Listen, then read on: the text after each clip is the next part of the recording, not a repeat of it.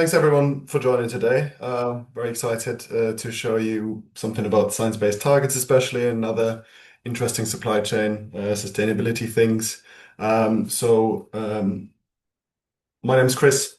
I'm a senior consultant at Action Sustainability. My focus very much on carbon accounting, science-based targets, and also on EcoVadis. I'm also joined today by my colleague Anna, who works especially in sustainable procurement, modern slavery, and other service streams within AS. And we'll be hearing more from her later. We've also got a guest speaker today. Hi, Jess. Jess is Cross Country's sustainability manager and has very much been steering the sustainability strategy for the train operator. And yeah, social value, all sorts of different things, but we've especially worked across the science-based targets for Cross Country together. And we can hear more later about her experience setting those targets and also getting them validated. If you're interested in finding out more about anything we talk about today, please do reach out to us and book in a free discovery call. You've got the QR code on screen now, but also flash it up later again. So yeah, would be lovely to hear from you. Just a couple of housekeeping rules first. So don't worry about taking any notes. We will absolutely share the slides and the recording after the session. Your microphones have been muted. And if you've got any questions, please do pop them in the Q&A box. You might be noticing already that the questions box, the chat is disabled. So we'll use the Q&A and hopefully we'll get some time later to answer any of your questions.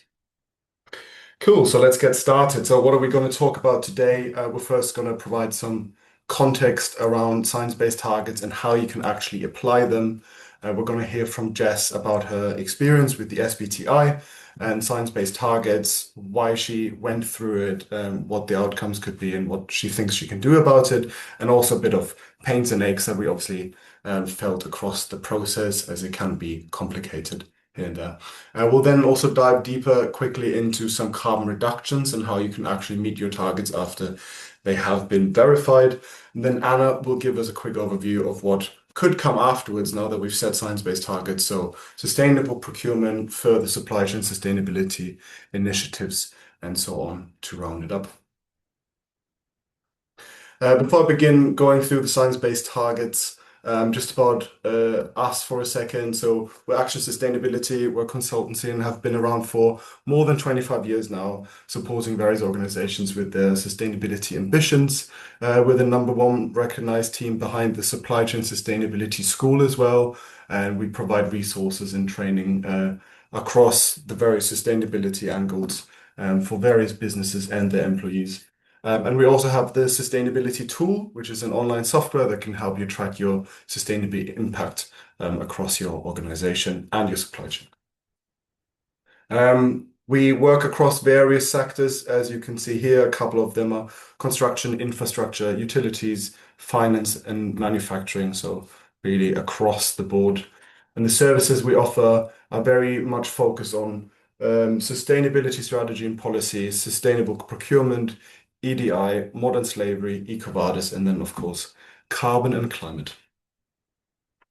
Our clients vary across the sectors that we've shown, but for instance, we've worked with NHS, NatWest, National Highways, so really quite a lot in there. If you're interested, you can check out some of our case studies as well on our website if you want to just read a bit more about different client experiences. We've had quite a good amount of impact over the last 25 years, as you can imagine. So we've serviced over 30,000 companies worldwide, and we've got the Queen's Award for Sustainable Development in 2022. Quite exciting. Over 137,000 people have been trained on our platform so far. As I said, we're the team behind the Supply Chain Sustainability School, and also we give back. So we give 2.5% of our revenue to support ISO 2400.org, which is a not-for-profit that very much drives sustainable procurement globally. So very excited about the impact we had to date, and then obviously very excited about the future. Before we get into it, if you can have a look at your Zoom UI, might have popped up already now. There's a bit of a quick question poll. If you just want to answer those for me, just so we get a bit of an idea who you are and why you're here, and also what your involvement is with science-based targets, where you are on your journey, would just be lovely to know. If you can't find it, it should be on the UI and it should say polls and quizzes, but hopefully it already popped up.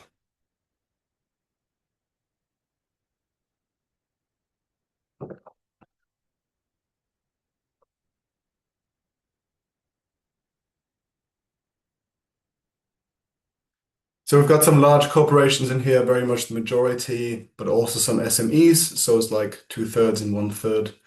And we've got also quite a lot not yet working with the SBTI, but some looking into it. I can end the poll now and then you can see the results, hopefully, if you're interested. So yeah, quite varied, quite diverse today. Thanks very much for answering. And then I'll just get cracking. So you might ask yourself first and foremost, what makes science-based targets actually science-based? Well, I will tell you. We need to start first with the whole climate agenda and where we started and how we got to this point to understand what that means. So there's something called the Paris Climate Agreement. You will have all probably heard of it. Um, it has superseded something called the Kyoto Protocol before, and that was very much the first time that the nations across the globe got together and committed to reducing carbon emissions. And the Paris Climate Agreement is then the first time where we had nationally determined contributions, NDCs, where every country has its own sort of reduction target to meet. You can see the UK's one on the screen here, for example. And all of these targets are there for the globe to reach or limit global warming by 1.5 degrees by the end of the century, or at the very least, a maximum of well below 2 degrees compared to pre-industrial levels. The Paris Climate Agreement was then signed during a COP, which is the Conference of Parties and happens every year. Right now, there is still one going on, COP30 in Brazil, and this is where the countries now got together to discuss climate action across the globe. The IPCC has then mapped out on this graph that you can see the different pathways in terms of action.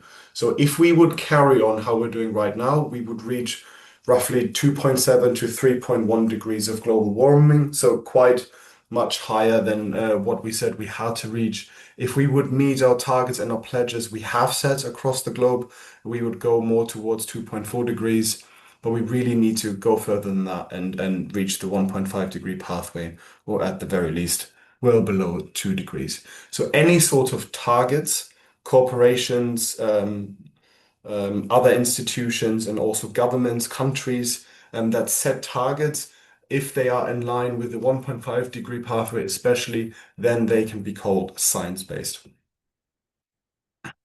The Science Based Targets Initiative, SBTI, is then a partnership between the CDP, the UN Global Compact, World Resources Institute, and also the World Wildlife Fund.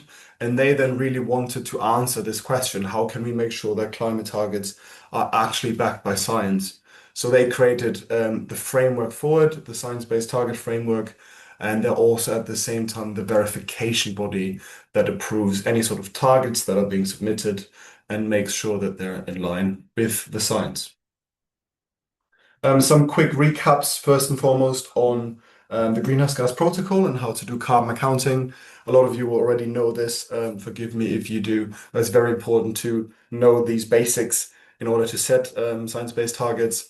So you've got three different scopes of emissions, and they're very much looking at it from scope one, more direct impact and influence on those types of emissions, to scope three, where it is way more indirect, the influence you can have on them. Scope one and two are energy consumption, emission sources. Scope one is, for example, company fuel used in company-owned or leased vehicles, but also natural gas used in office facilities for heating, for example. Any other fuel and gas usage in operations, especially for construction and manufacturing businesses. And then scope two, very simply, is any energy that comes from a grid system. And in the UK, that is very easy. That is electricity and nothing else. And then scope three, split into upstream and downstream activities, is the very big scope. So that's anything across your supply chain. I would say the big ones that most companies be finding relevant to them is employee commuting, business travel, waste, water, but then especially purchased goods and services. So this is very much where we see most of scope one, two, and three emissions happening. I used to work with a company that had 97% of all of its emissions coming just from purchased goods and services. So that's often the focus for companies. Last recap on net zero versus carbon neutrality, because it's quite relevant for science-based target setting. And these sort of terms float around quite a lot and they can be quite confusing. So just to give you a bit of an insight on how to communicate it, net zero is very structured. It is across all three scopes of emissions. And as I just said, scope three is so big that that's very important. You have to reduce emissions by at least 90% absolute emissions reduction. And you can only then offset the final 10% via carbon credits, so tree planting initiatives, etc. And the relevant standards are here on screen. So ISO 1460, which is still under development, but then especially the SBTI corporate and SME pathways is then relevant to net zero. Carbon neutrality is a much less protected term in that sense. It is protected, but it is much less rigorous. So you only have to incorporate scopes one and two emissions into your carbon neutrality claim. Scope three is optional but encouraged.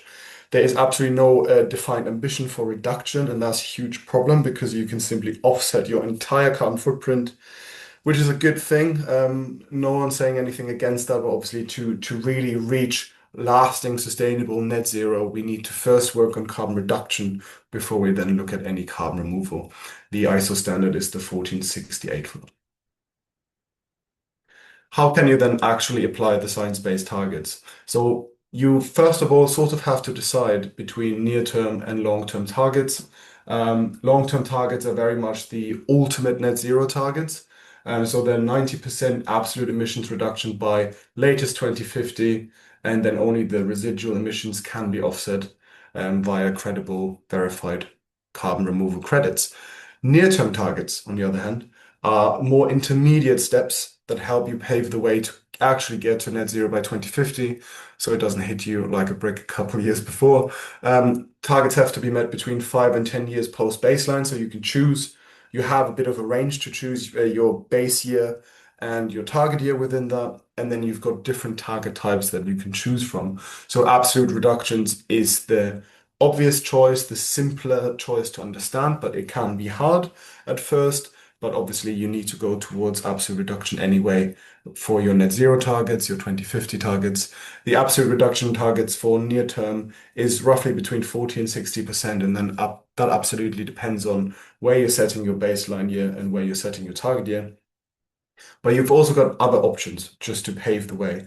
So you can set carbon intensity reduction targets, and that's often based on carbon versus revenue. So that, for example, would showcase your carbon efficiency, so to speak, versus economic output, but there's also different options there.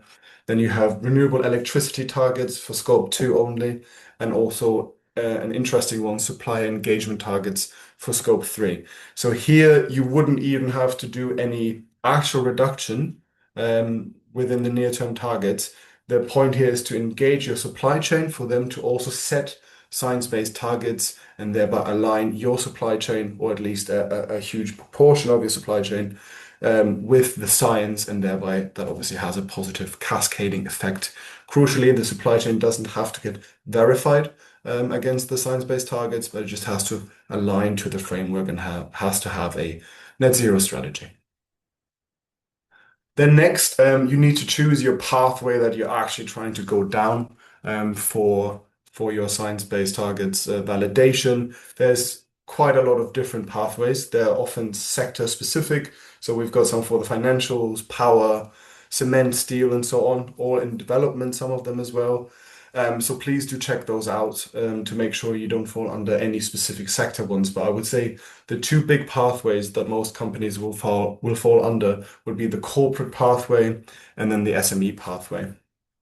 The corporate one is very much the standard route for the larger businesses.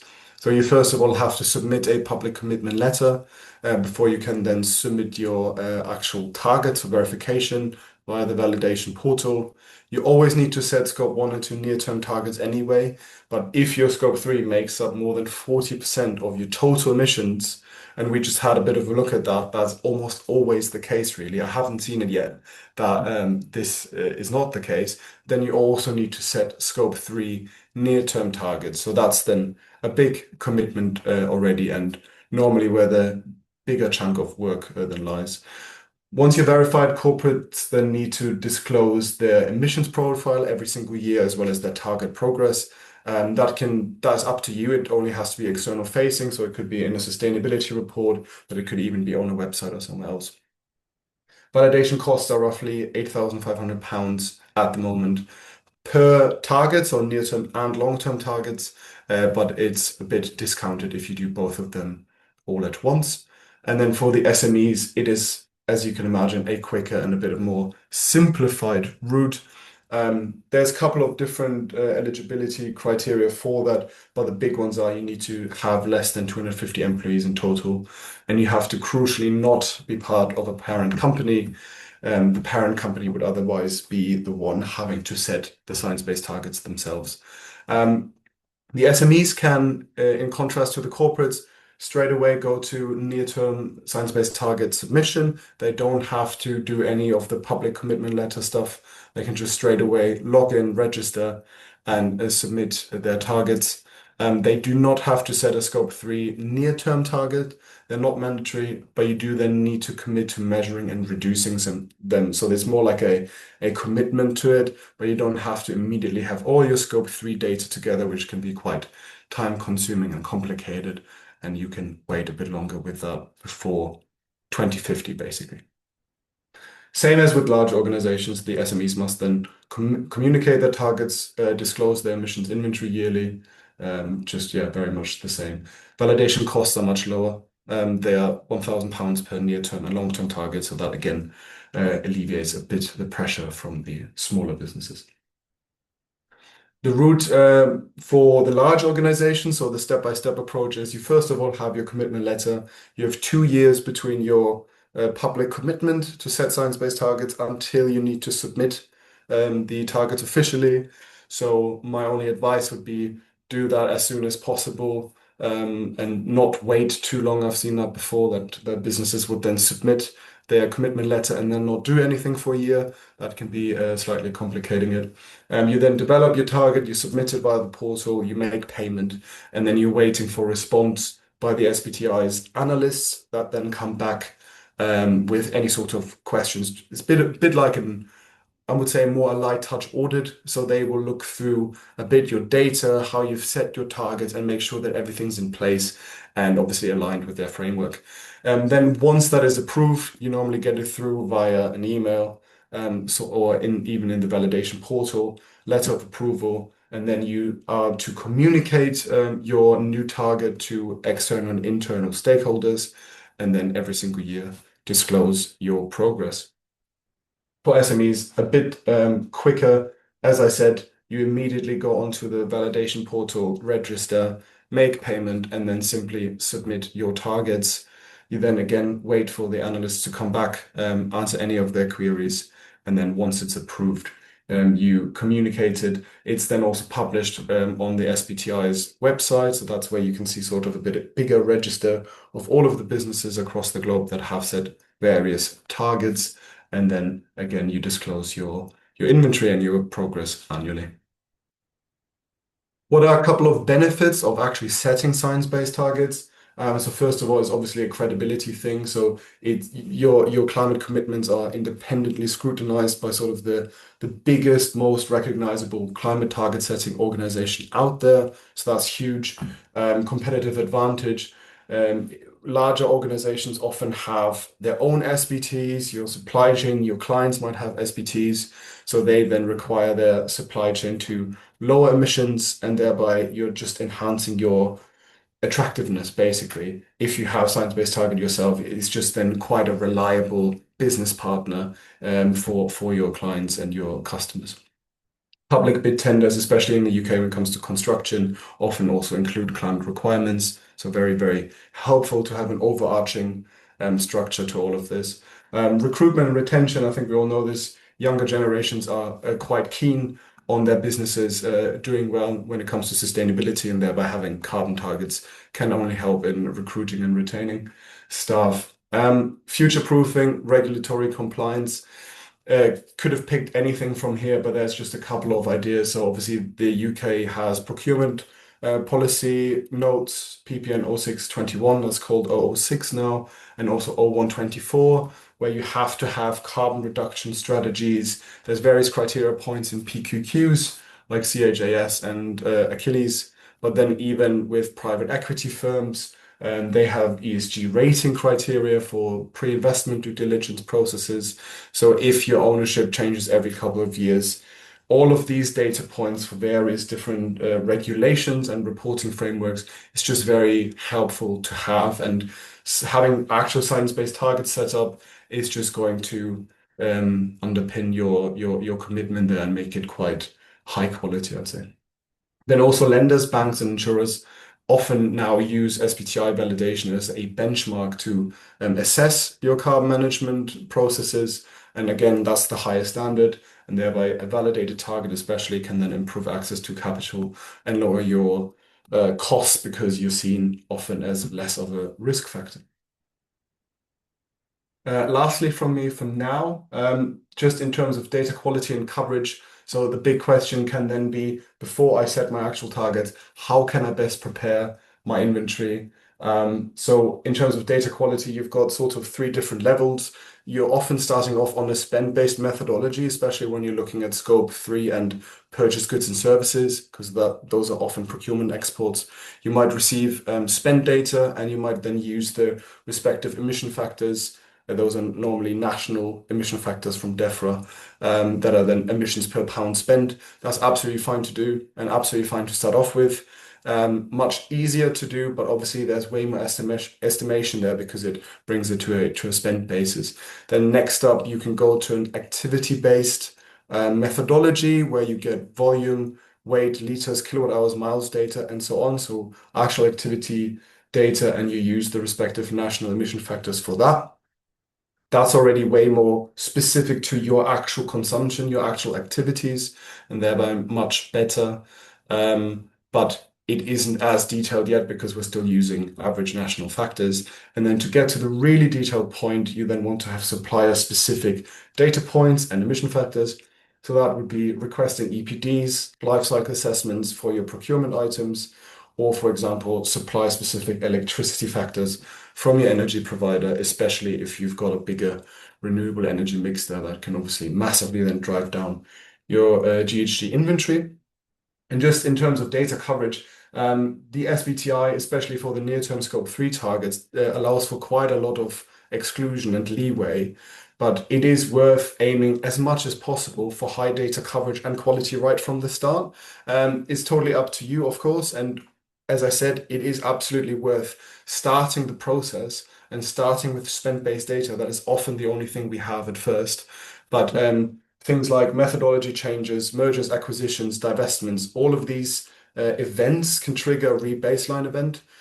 So that means any sort of change in your baseline that would happen by more than 5% would then require rebaselining. And that can sometimes be a headache. So we're trying to have as much data quality and coverage as soon as possible. Cool. That's it from me for now. I'm now going to hand over to Jess. Thanks, Chris. Great intro. So I'm Jess. I'm the Environment and Sustainability Manager over at Cross Country. So I'm going to talk you through a little bit about our science-based targets journey, why we chose to pursue SBTI and the validation through that, what we learned, some of the challenges, and I guess what comes next for us as an operator. Next slide, please. So just to kind of set the background a little bit. So we are a passenger train operator. For anyone that's not aware, we operate services up and down the length and the breadth of the UK, so all the way from Aberdeen down to Penzance. Given the geographical size of the network, we are a diesel-only train fleet, so a lot of the network that we operate on isn't electrified, and the battery technology just isn't quite there yet to meet the needs of our network. So we're fully committed to reducing emissions, and in the past we've set annual reduction targets against our emissions. A lot of these predominantly come from our diesel usage. But these weren't aligned to climate science and they were just kind of ad hoc annual targets. And we only mapped scope one and scope two emissions. So this meant that scope three was kind of this unknown, grey area that we weren't able to determine the relative impact of. So that's where we were sort of at the start of 2024. Next slide, please, Chris. So what we wanted to do was essentially commit to doing that full mapping of scope one, scope two, and scope three. And that would give us a full and true visibility of what our carbon footprint looks like. From there, we wanted to ensure that our targets were aligned to the climate science, and that became really critical for us. We're an organisation that's committed to net zero, and we wanted to give credibility to our targets and align them to international best practice. So, and we also have business planning commitments to the Department for Transport to set these science-based targets. So it really became quite critical for us towards the centre of last year. Next slide. So we chose to pursue near-term targets. As Chris has just talked through there, there's the distinguish between near-term and net zero targets. For us, we felt like near-term targets gave us a lot of what we were looking for in that it required us to do that full scope mapping. It also enabled us to build maturity internally around our carbon reporting and give validation to what we were already reporting. Secondly, the industry landscape that we operate in is quite uncertain. As you'll know, rail is going through huge reforms at the minute. The commitment towards electrification isn't yet set in stone. So for us, near term were more tangible and more achievable and also easier for the organisation to understand. Near-term targets and net zero targets, sorry, and 2050 can sometimes seem quite a way off. So having a 10-year target gave us that level of ambition that we wanted, gave us that full-scale mapping without needing to know exactly set in stone what the industry would look like in 20, 30 years. That doesn't mean to say that we are not looking towards doing net zero. It's absolutely something that we want to do. We just felt like near term would be a short term solution to give us those targets and give us that credibility that we were after. So, how long did it take? So, without going into all the detail, I've put sort of a summary here on the slide, but this journey really began in sort of June, July of last year. And what I essentially started doing was looking into SBTI, looking at the requirements of what SBTI was, understanding and almost doing a gap analysis, I suppose, of where we were as an organisation and what the near-term targets required. We started to engage with the relevant teams internally and also do a bit of soft prep for the executive teams because this is a huge commitment. It's a public commitment. And therefore, we needed to make sure that, first of all, I'd got the buy-in from our internal teams that this is something that we wanted to do and this is something that we're committed to as an organisation. Then moving towards we first engaged with Action Sustainability around October of 2024. And those first couple of weeks was really around understanding who we were as an operator and helping Action Sustainability to understand that as well. What were our key drivers for doing this piece of work? And then we, again, talked a bit more about how we felt near-term targets were appropriate for cross-country, understanding our emissions, talking through what data we'd got, where we thought we'd got gaps in the data, and which stakeholders internally were going to be really key. We also determined a suitable base year. So we used 23-24 as our base year. We'd got a full set of data for that year, and it was also the most recent year at the time.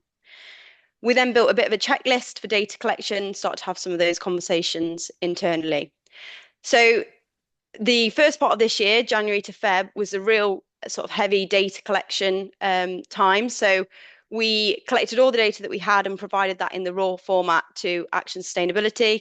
They then worked through with me and helped build my maturity as well and my understanding of carbon reporting to translate what was just raw data, litres or supply chain data into the carbon metrics to produce the targets. And we then ran through all of the assumptions to make sure that we were happy with that they were a true reflection of our emissions and also to make sure that they aligned to the SBTI criteria. So then in March, we submitted to SBTI for approval. And there was a short delay, but I think it was only a couple of weeks. And then they were quickly picked up by SBTI to go through that validation process. We did have a couple of rounds of questions from SBTI, which I'll come on to a little bit further. But then our targets were validated in July of this year and then published onto the SBTI website. One point that I haven't put into there was, which I think was quite the exciting bit really, was we then got to communicate the targets. So all of this hard work had kind of gone on in the background for the last 12 months, and having them set in July of this year. And then as we launched our strategy and as we started doing more PR and comms around this, that was a really exciting bit for me, being able to communicate our targets and our commitment. Next slide, please. So some of the challenges. So I broke this down into sort of the two core areas that I think will be relevant and definitely transferable across other industries. So our maturity around carbon reporting, because we were just reporting scope one and scope two. And I think scope one and scope two by nature are easier to understand. It is, it's diesel and it's electric and it's people understand those as having carbon impacts. When you move into the realm of scope three, when you're talking about supply chain data or employee commuting data, for people that aren't carbon literate, it can be more difficult to understand why those have a carbon impact. And therefore, when I'm asking for supply chain data, which of course can be quite sensitive data as well, if you're looking at spend data, it can be quite difficult for internal stakeholders to understand either if they've never had to provide that data before or they don't understand why they're being asked to provide that data. That can be quite difficult. We're quite a large organization as well, so naturally there were some changes along the way. So one thing on reflection, I think if I was doing this again, having that internal narrative to start with and building an understanding of what the project is and what it's going to entail will certainly help with that data collection, and give that visibility to the organization of why the data is being required, how it's going to be interpreted, and how it's going to be treated if it is sensitive data. The second bit, which was more towards the end of the project, was the language used by SBTI. And if you've seen either the net zero or the corporate standard, there are lots of terms within there that can be quite difficult to understand, and they can be not ambiguous in a sense, but it can make things difficult and almost make things a little bit nervous. If you receive an email from SBTIs who are going through the validation process and there's lots of terms on there that you don't quite understand, it can be quite difficult and quite challenging. So one thing that I would recommend is just making sure you understand the net zero standard and the terms within there, but then also the support that we received from Action Sustainability and just in terms of digesting that information, translating it into a way that was really easy to understand. When we broke it down, the questions really weren't that challenging. It was just a case of understanding what it was SBTI wanted from us and how we could give them a response. So that was the second one. Slide, please. And then so what's next? So as I said, we have communicated our targets with our wider sustainability strategy. And I love the fact that we're able to kind of give credibility to our strategy and it holds us to account in ways which we haven't put ourselves publicly forward like that in a way before. Um, Also, we knew from the get-go that diesel was going to be a huge contributor to our emissions, but now that we've done that full scope mapping, we know that it's also a huge contributor to scope three. So it gives us really tangible ways and a bit of like direction, I suppose, as to how we're going to reduce our emissions. No, when you can see them all there in front of you, it's really difficult. You can pull different levers and see how different projects or initiatives might impact the emissions. And of course, you've got that trajectory as a kind of golden line to follow. And then finally, we are also starting to use social value and traded carbon values in business cases. So we can say if there's a project that we're looking to get off the ground and looking to get engagement for, we can align the carbon reduction or the social value from that project to our science-based targets to say this is how we could deliver a carbon reduction, and this is why it's really important, aligned to our science-based targets. Lovely. Thank you, Jess. Thanks, Chris.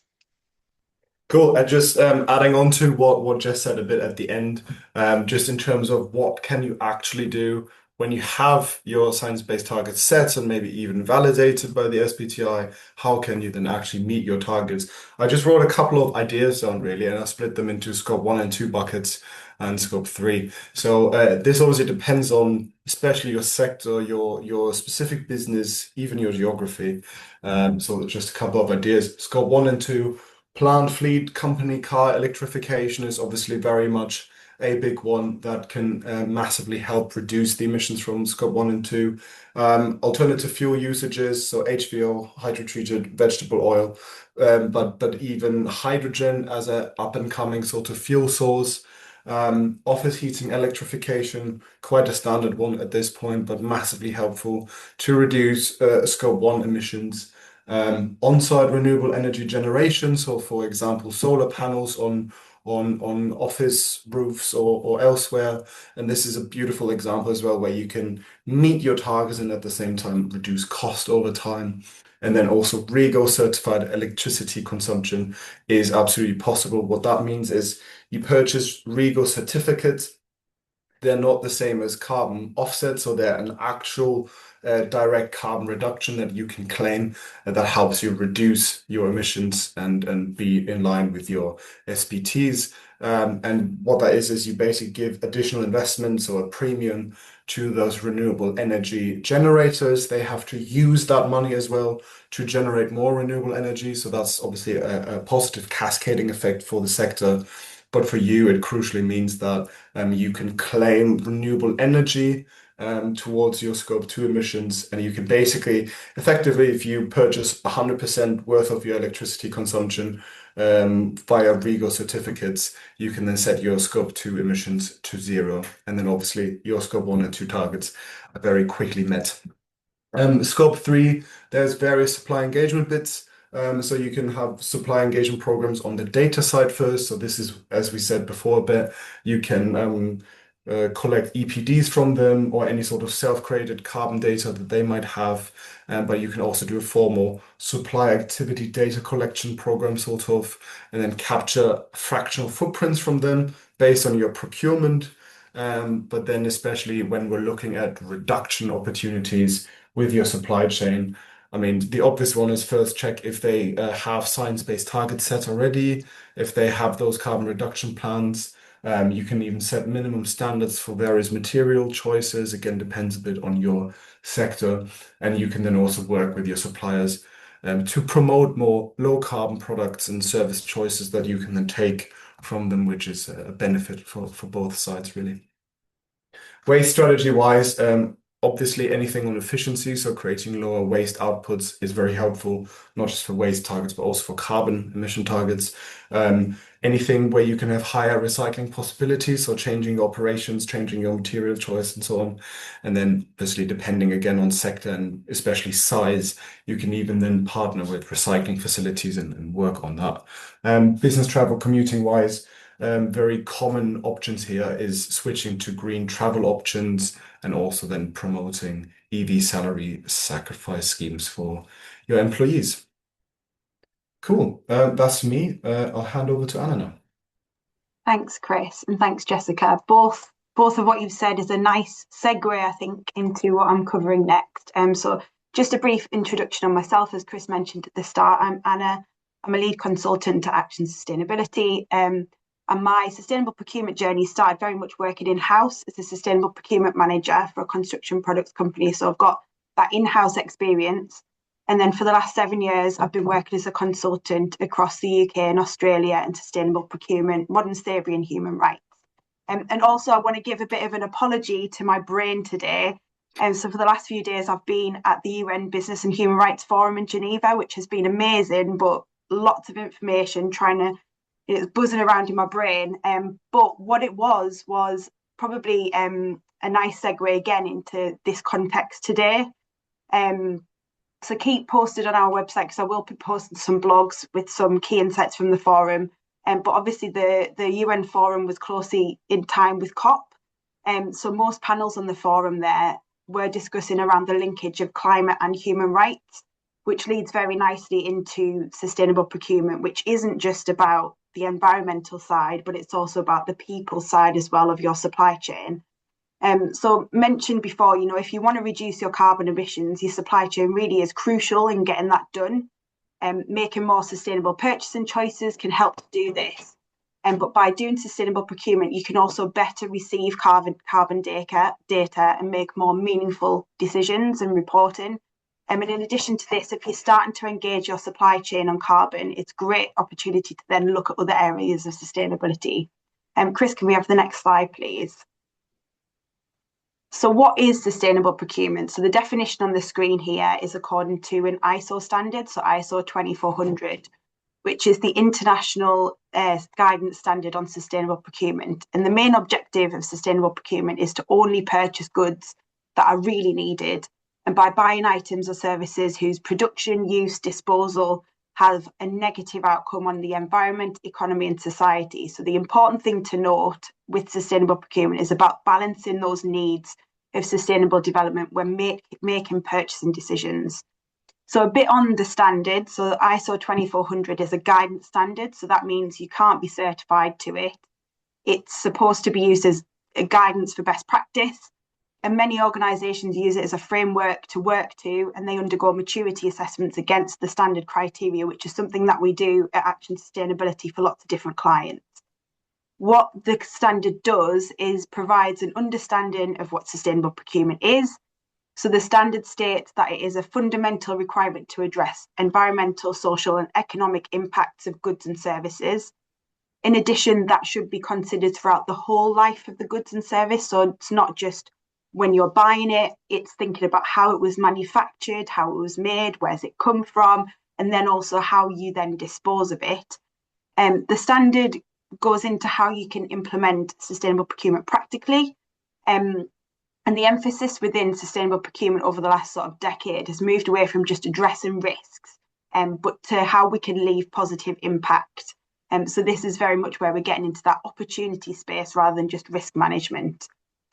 So fundamentally, when we talk about sustainable procurement, we're really talking about smart procurement. The standard, which hopefully is good to know for all of you on the call today, it applies to organisations of all sizes. So basically, if you buy stuff, the standard can apply to you. So it's really adaptable in how you implement it across whether you're a large organisation or a really small organisation, whether you're a government organisation or you're a privately run organisation. So it's really adaptable. What it doesn't do is replace legislation or policies that are in place. But what the standard does is it identifies 4 key stages to help embed sustainable procurement practices, regardless of your size or sector or whatever it is. So the first one you can see on the screen here is fundamentals. So this is where you're really thinking about your organisation's cultures, and I'll get into sort of those drivers around why you would want to be doing sustainable procurement in a moment's time. But really understanding what it is that's leading you to want to do sustainable procurement. Is it your alignment for net zero? Is it your science-based targets? What is it that's really driving you to look at your supply chain? This is the part of the standard alignment where you want to engage your stakeholders. So like Jess said in their journey for SBTs, very, very similar, engaging your stakeholders. So your board, internal stakeholders, the people who are actually in operations, making purchasing decisions, but also using the things that you're buying, your customers, your clients, engage stakeholders to think about what it is that is important with sustainability in your organisation, your supply chain. And then a key fundamental again is priority setting. So again, I'll get into a bit of detail on how you can set some priorities in a moment's time. Then we get into the next part, which is policy and strategy. So this is really where you make that commitment, and then what you make in this commitment at the policy strategy stage, that is like, we call it a golden thread. So whatever you're committing to in terms of what you want to achieve with your supply chain for sustainability, that's what then runs through into your procurement process. So when you're having conversations with suppliers, what you've agreed is a priority for you and an objective for you with sustainability in your supply chain, you've got a document and a strategy that you can fall back onto when you're having those conversations with suppliers. Then we get into enablers, and that's very much just how you're actually going to do it. So how do you empower your sustainability and procurement staff to make sustainable procurement decisions? How do you get them to understand what it is that their supply chain looks like? It's the first step. What does your supply chain even look like? What's important in your supply chain? Is it carbon? Is it biodiversity? Is it modern slavery? What is it you need to be focusing on? And again, linking that through to your policy and strategy is crucial. But then again, the key enabling piece is engaging your suppliers. So you can't achieve this without consulting your supply chain as early as possible. And you might be surprised about, what great solutions or innovations they might already be implementing with other clients, but because you've never asked before, they've never presented it to you. So there's missed opportunities there. Then the final part of the standard is the procurement process. And I'll get into the detail of what that could look like based on your priorities in a bit of a moment's time as well. Chris, next slide, please. So why do sustainable procurement? What are the benefits of sustainable procurement? And a good way of looking at this is by considering the drivers for doing it. So again, Jess mentioned how they looked at their drivers when starting their SBTI journey as well. So knowing your drivers is an important part of setting those fundamentals. Why is sustainable procurement important? And what's driving your implementation? So fundamentally, the drivers for each organisation are not the same and will vary based on the goods and services that you're buying and the clients that you're providing goods and services to. But handily, the standard covers 15 potential drivers, and they cover some of what are these on the screen here. So, customers, stakeholders, are they starting to ask questions about your supply chain? Are they starting to ask for data? Are they starting to ask for plans, and not just tick box exercise, but seeing evidence about how you're engaging your supply chain, how you're tackling sustainability issues in your supply chain. And a key one here very much at the moment is not just carbon and climate, but your human rights due diligence. We're seeing legislation all over the world that's starting to ramp up about what it is that you're doing about this with your supply chain. And your customers are going to start to expect this. Again, competitive advantage. So your peers might be doing well in this space. It's a really great way to then be competitive in markets, and the ability to offer goods and services with a sustainable element can then help you win work. Again, innovation could be a key driver. So by having sustainable procurement practices in place, you can innovate better with your supply chain. You've got a better framework to have more open-minded discussions with your supply chain. Legislation, so we've got legislation in place in the UK. For an example, outside sort of the environmental space, you've got the Modern Slavery Act, and hearing firsthand the last few days how that legislation is going to be ramping up over the next few years as well. So getting better prepared to be able to understand what your supply chain looks like, what those risks are in the supply chain. Then leads on to risk management, addressing and assessing risks in your supply chain in regards to sustainability. Security of supply. So again, by knowing your supply chain better, you can secure your supply chain, you can have a more resilient supply chain. Workers, again, linking to Chris before, saying, workers are expecting to be working for more sustainable organisations, especially youth and new talent coming through. They're expecting you to know what your supply chain's doing and achieving sustainability through it. Costs and value, so you can manage costs if you've got a more sustainable approach. A key one in terms of sustainable procurement is first thing you should be doing is, do we actually need to buy this in the first place? The most sustainable product you buy is this a product that you're not actually buying. So by challenging those purchasing needs, you can obviously manage costs, but also by being more efficient in the way that you're buying things, or by buying more efficient products, you can address and create additional value there as well. And then leadership and ethics. Often we're seeing leaders want to take the leadership position, and it's just a way that they want to operate their business. Next slide, please, Chris. And the next one. So sustainability in the supply chain, I mentioned before about setting priorities, it's a key one. And a way to do this is heat mapping. So this is something that we do with a lot of clients at Action Sustainability, and it's a really beneficial exercise to identifying the material areas to include in your sustainable procurement strategy. So without knowing what is relevant to your supply chain, it's then really difficult to set commitments, objectives, and specific actions. So what we do with our heat mapping process is we take your spend, so the different categories of spend, or even like a section of suppliers, and we review different sustainability impacts. So some of the ones that we can review, depending on what's material to your organisation, are climate and carbon, obviously, air quality, water, circular economy, biodiversity, social value, EDI, and modern slavery and labour standards. So we can assess all of those things across your different spend categories. So if you look at that image on the side, that's a bit of an example. So you've got your spend categories down the left-hand side, and you've got your sustainability impacts across the top. And then what we do for each one is we evaluate. We have a look. What is the relative magnitude of that impact, of that sustainability impact in a certain spend category? What's the scope for improvement there? What's the leverage that you have to actually make a change in that space? And what's the nature of the business relationships in those areas? And we always recommend that you do this with multi different stakeholders. So you'd have supply chain and procurement, you'd have sustainability, and you'd have others who influence procurement or supply chain management, including potentially your suppliers as well, because there's nobody who knows the opportunities and risks in your supply chain better than your actual supply chain. So what this is key in doing is setting priorities. So from this, you'll know what your impact areas are in your supply chain, and then you can tailor your procurement process accordingly. Chris, next slide, please.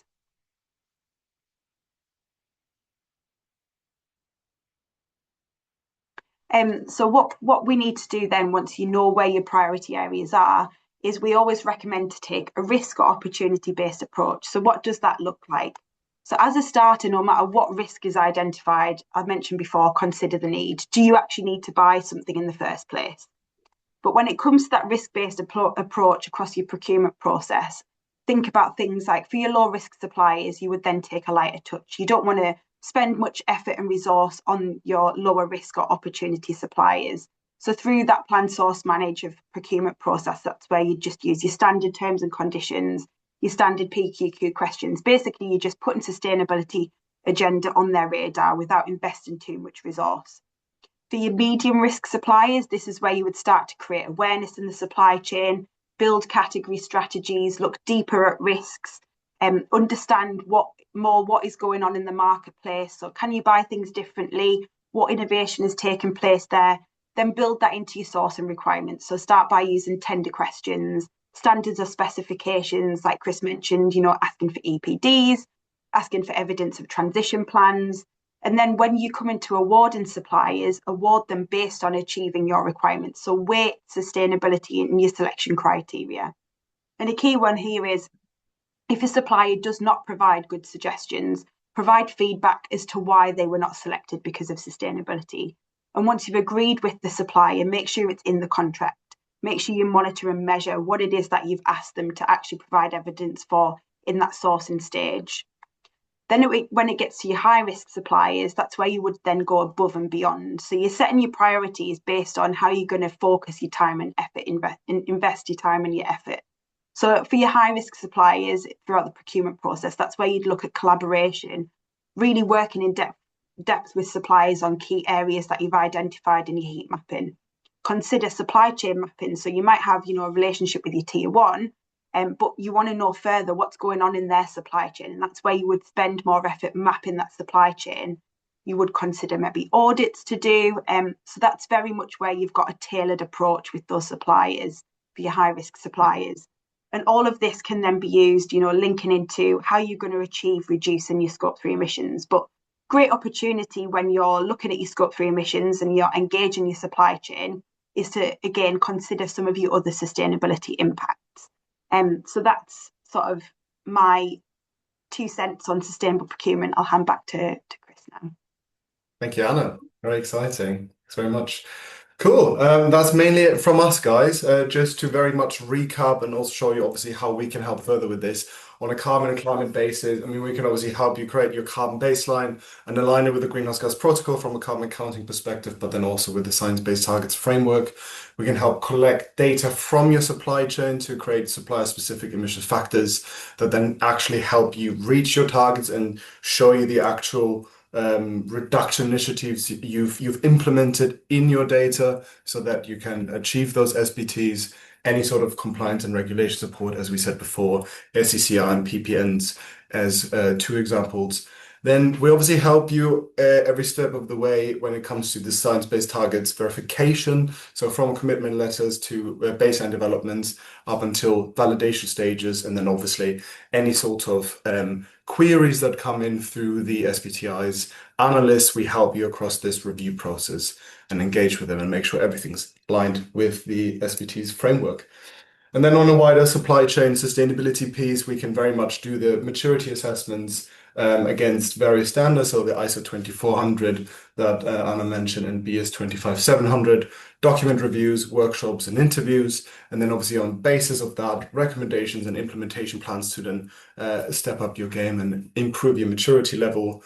And then we can also help you identify sustainability risk and opportunities within those procurement categories we talked about, those spend categories, strategy development based on those risks and opportunities, and any sort of training as well as workshops that help you then get everyone on board and build that actual capability in-house as well, that help you achieve your strategy. Thanks very much for your time, everyone. I think we've got a couple minutes left on Q&A.